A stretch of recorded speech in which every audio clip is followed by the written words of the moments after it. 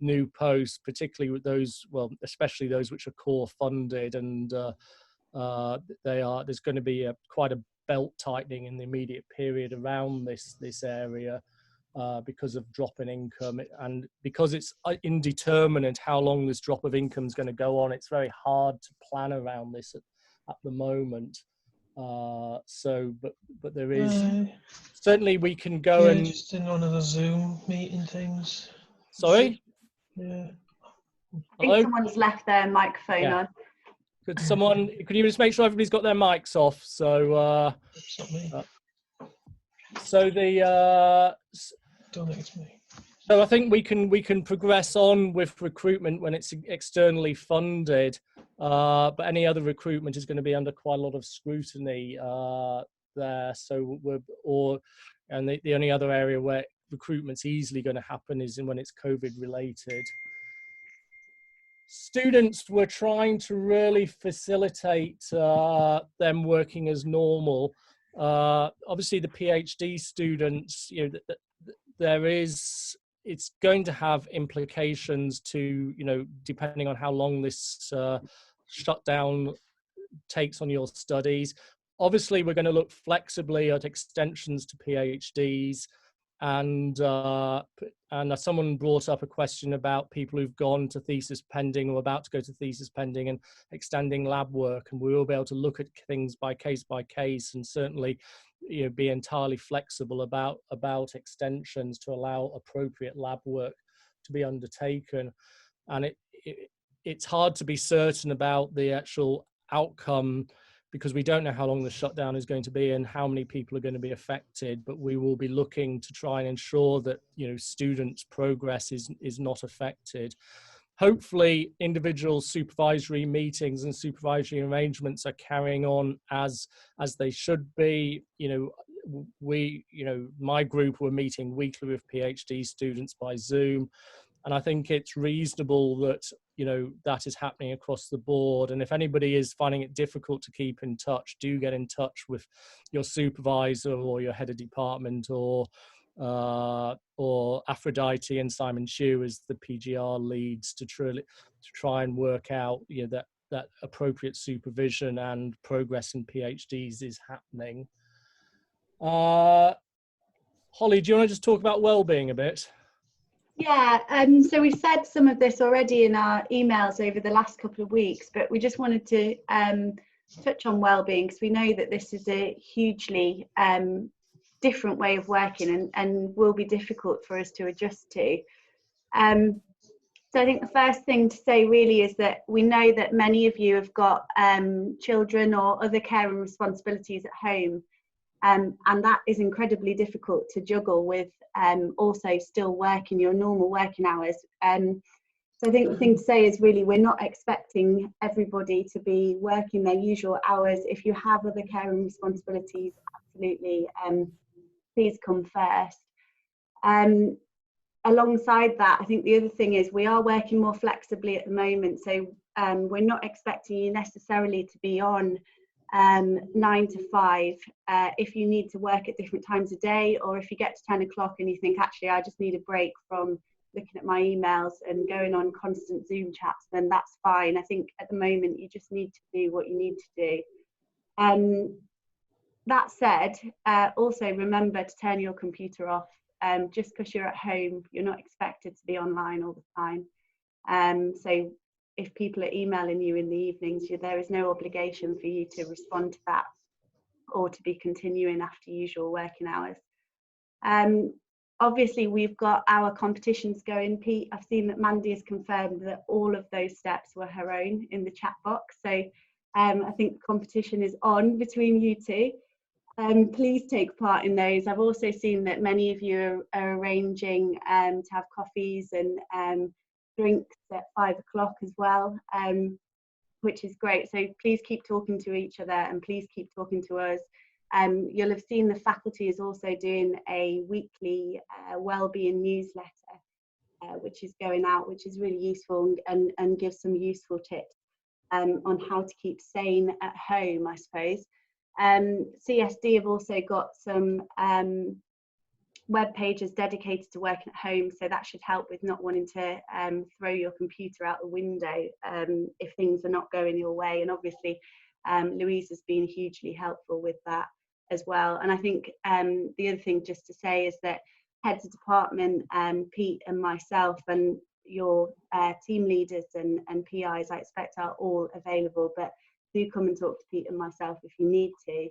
And do tell us if there's things that we could be doing that would help with working at home and help us to adjust to this new way of life that we seem to be in.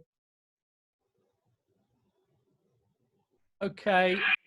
The other thing I was going to mention, and actually while Holly was talking and emails coming from the Central University about it, is about holidays. Obviously, our normal life of being able to go to holidays and somewhere sunny or exotic is a bit on hold at the moment.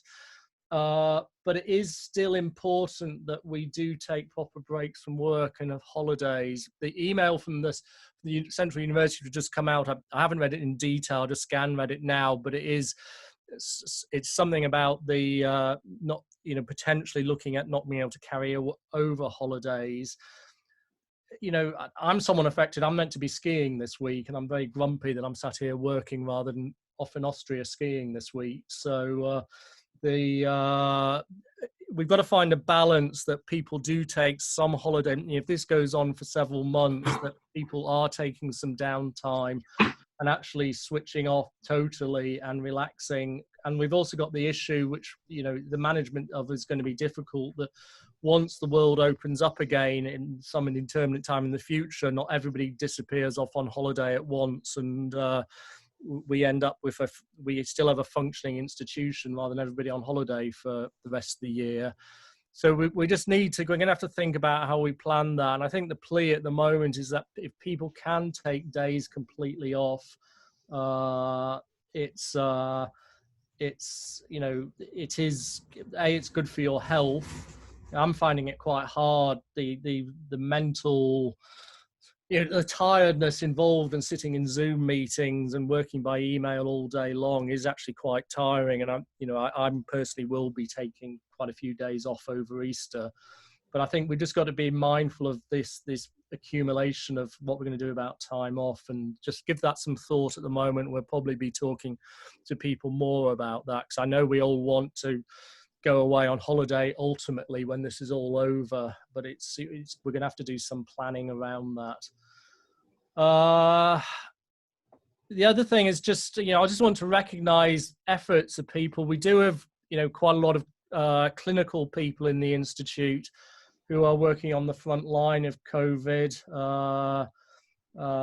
There are, quite a lot of our people working in both acute medicine and ITU disciplines. And I've had some emails from the staff, and it sounds pretty full on at the moment in various of our hospitals in both ITU and in acute medicine disciplines, and a large caseload coming through of potential COVID patients. So I'd really like to thank the staff who have gone and have, decreased their university role quite considerably to actually step up and take on some of these NHS roles. I know quite a lot of you have volunteered for being involved in lab testing around COVID and providing pairs of hands in the COVID testing operation. As you probably, anybody who reads news website, there's obviously governmental issues why testing is not working seamlessly at the moment. And the reason people haven't really heard anything is no one's got back to us about asking for staff to stand up in there. But it's hopefully the government will get its act together and up its testing capacity, and people who have volunteered will then get a call to the PCR machines. And I think the setup's for the north is going to be in Alderley Park, and but at the moment there doesn't seem to be much progress there, which I think is a bit of a shame actually, because I think it is a big problem. But I'd like to thank people who volunteered to do that. I'd also like to obviously thank the clinical staff.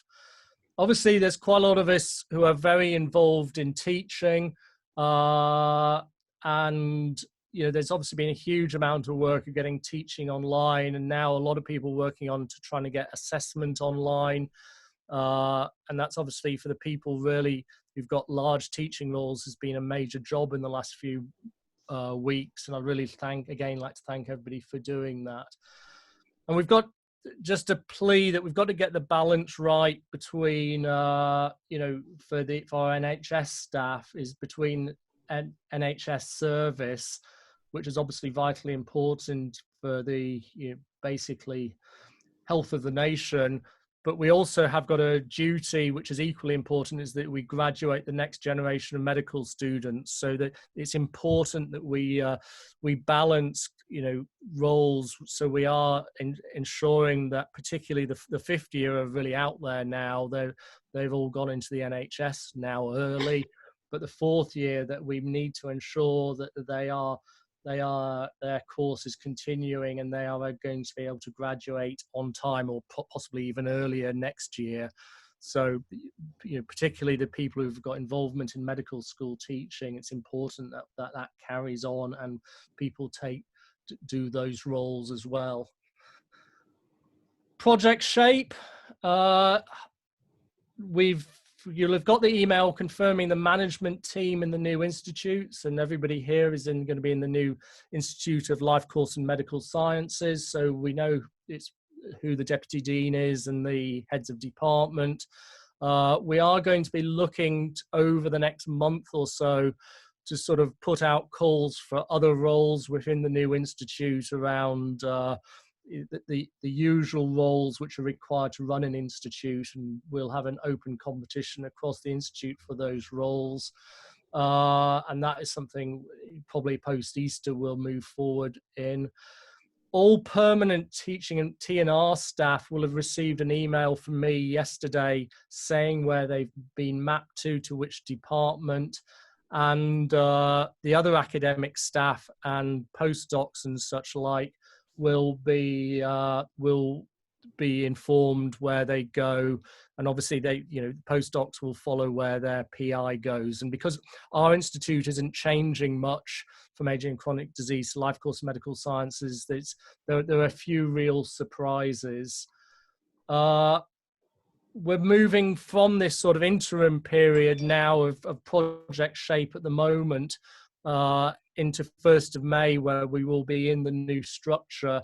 And as of next week, we're going to basically expand the email lists and seminar lists and communications to all staff in the new institute, so both Women and Children's Health and the medical schools, so into the larger institute. I don't know if you want to say something about the PS staff here, Holly. Yeah, obviously the professional services staff allocations haven't been able to come out quite as quickly as the academic staff lists. The reason for that is because the academic staff lists were done already, but because there was going to be structural changes at this point to PS staff, that hasn't been done yet. So I and the other heads of ops and heads of directorate are working on that at the moment, and we're expecting to get it out to you in the next few weeks. Similarly to what Pete said about academic staff there, we're not expecting a huge amount of change for us just because of the way our departments fit so neatly into the new institute, but we hope to get that out to you very quickly. It should all be in place by the 1st of May. That's the aim in the emails that we've been sent, and that's our understanding.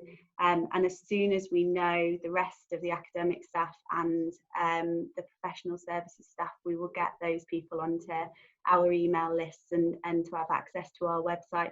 We'll probably, because of the position we're in, run it through our IACD accounts and website for the time being before we can get set up in an entirely new website for LCAMs.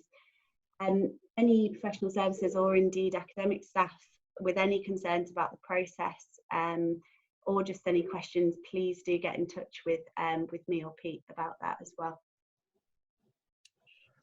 Okay, do you want to mention Research Support Office? Yeah, So I know that many of you are still going to be requiring support from RSO, because I know you're still doing research grant applications and the like. I spoke to RSO earlier this week before we shut down.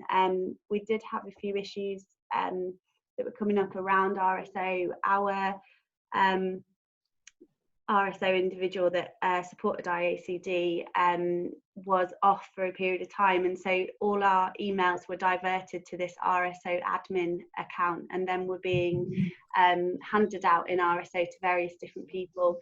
That is still happening. I understand there were some teething problems at the beginning of that process, and that was because RSO hadn't quite sorted that out between our original individual and this new email address. Please continue to use that RSO admin address for any new grant applications that you're doing.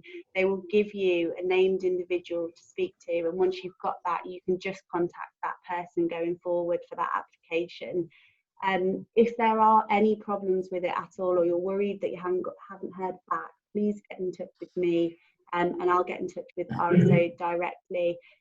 We really want to hear if it's not working, because it's hugely important, and we want to make sure that you're getting the support that you need. They've still got access at home to all the usual costing tools, so there shouldn't be any issues from that perspective.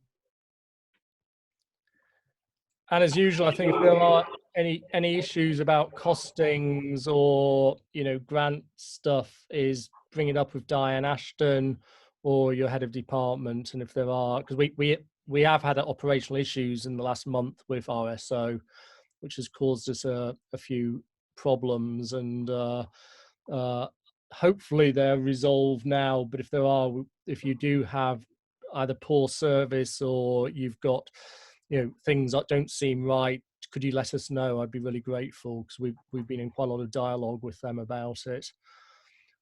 So that's all we really wanted to talk about. There's quite a lot of questions, or there's quite a lot of discussion on the chat, and I'll just go through them. Most of it, having just scanned it as Holly was talking, is actually just for information, which everybody can read.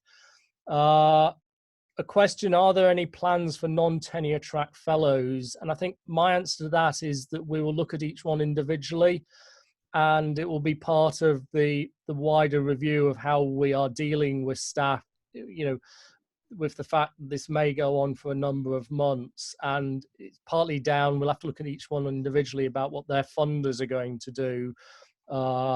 If these are mainly externally, well, these are all externally funded individuals.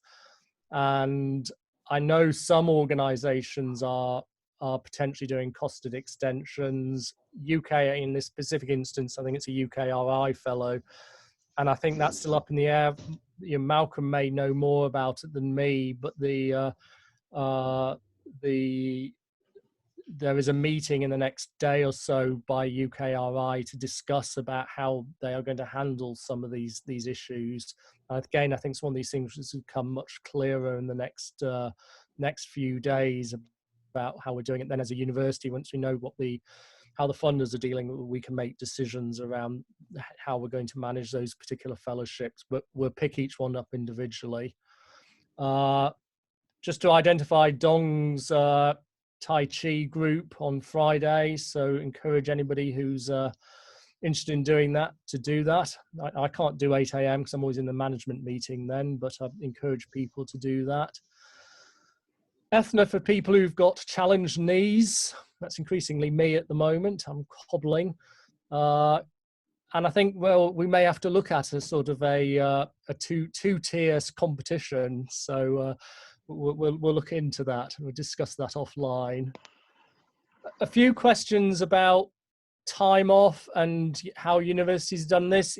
In the Central University, we've had quite a lot of discussion about this, because several other universities have very publicly said, oh, we're going to go down to a 4-day week, or we're giving longer Easter breaks. While I'm aware of several other universities have taken quite a hard view of doing actually wanting timesheets being put in. I'm aware, first I'd heard about Chester, but I'd heard about another university doing that.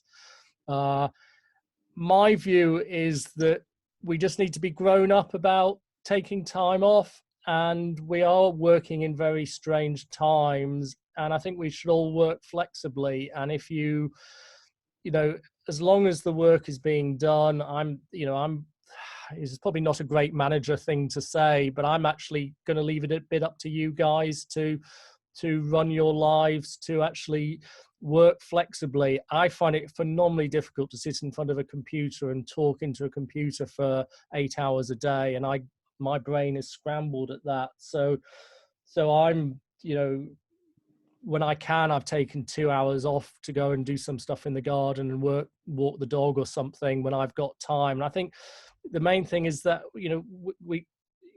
we give you the option to work as flexibly as you wish, but obviously, where there's a job to be done, you've got to do that job. So I think, do you want to say anything more, Holly?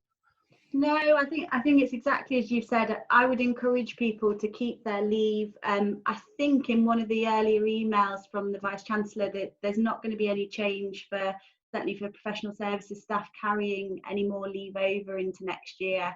So I would say take a break. I absolutely agree with Pete that this is quite an exhausting way of working, and you certainly need to take time off, even if that is just to be at home. So I think the important thing is that we are, we are sensible and grown up about it, and there is an expectation people will work flexibly. And to be honest, if you want to take Thursday off before Good Friday, I'm not going to be bothered. So as long as the work gets done. Mark's made if you've got any problems about accessing pages or anything IT, approach him or Louise about that. I've picked up the volunteering thing, and we haven't heard anything back. And as soon as I do hear anything back, I'll make sure we'll do that. I've just got one more question just come through to me, Pete, that's not on the chat. Can there be any comment on the implications of the crisis for the future or orientation of the university as per the VC's email yesterday? Right, so I think it's just far too early.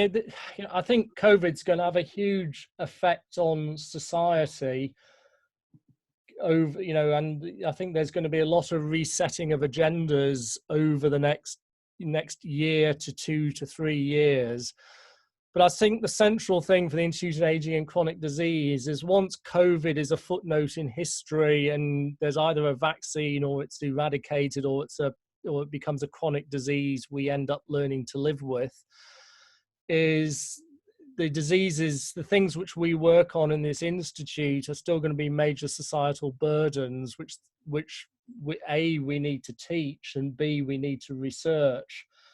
So I don't think there's any doubt that the things which are central to what we do in this university are going to carry on being central to do within this institute, are going to be central to the university. So I think things around the iron vision science, cardiovascular, musculoskeletal diseases, aging are still going to be a massive problem post-COVID. And so I'm actually pretty relaxed for us. Okay, there's a huge emphasis on COVID, and I sit in management meetings at the moment, and it's COVID. It's the only kid on the block at the moment when it comes to research.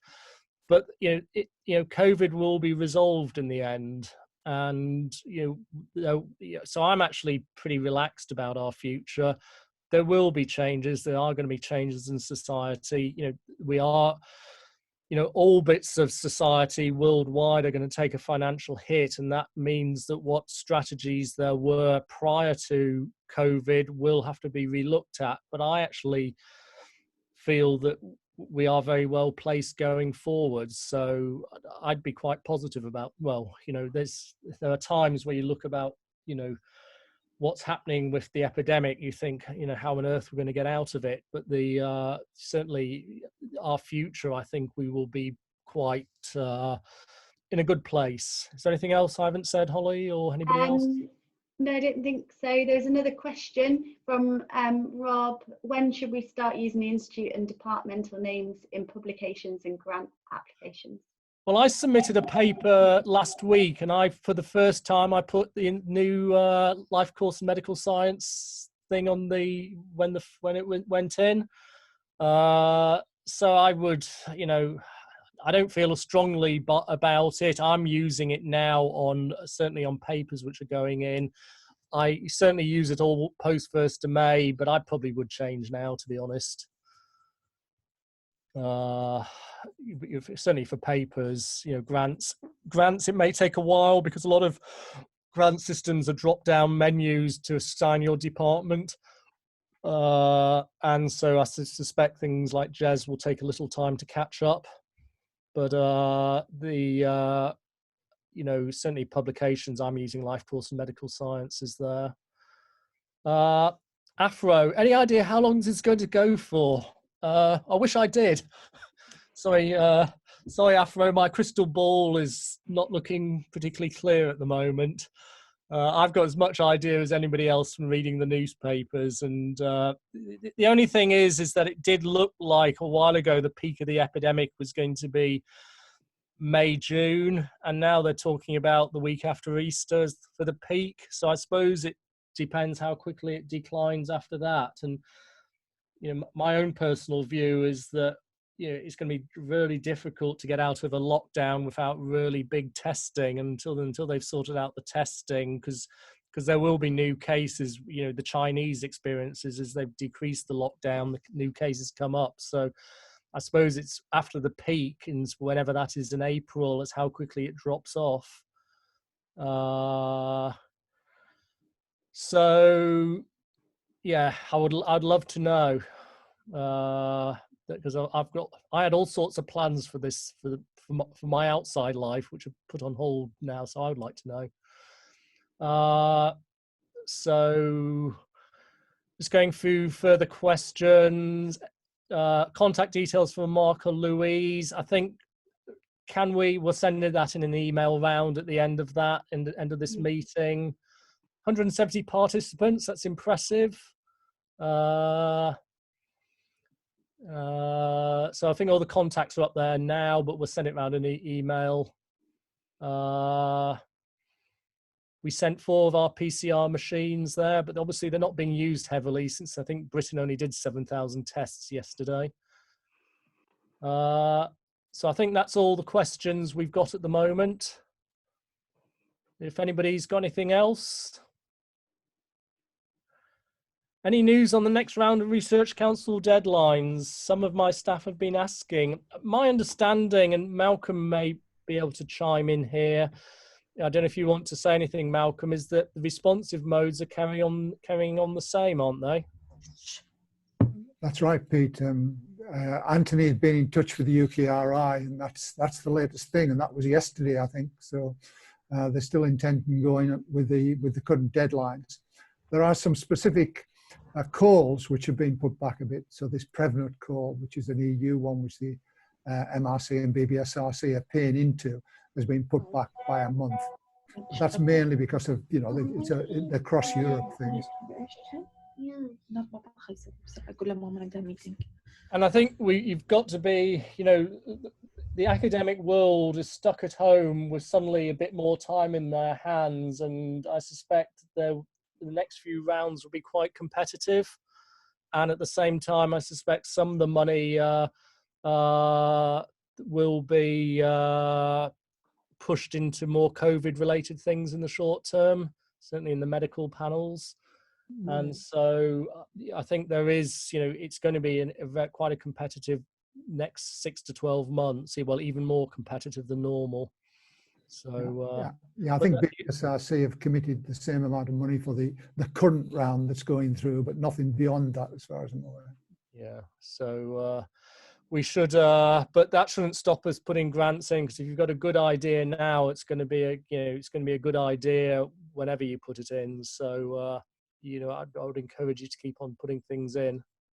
So and it's quite interesting, quite a lot of good feedback about doing meetings by Zoom, and the fact we've had 170 participants, and normally if you do a departmental meeting, you have about 20, 25 there. It is, whether we change our way of working, I don't think I'd survive spending many hours on Zoom in my normal life, but it certainly seems to work this. So So if there's no other questions, thank you.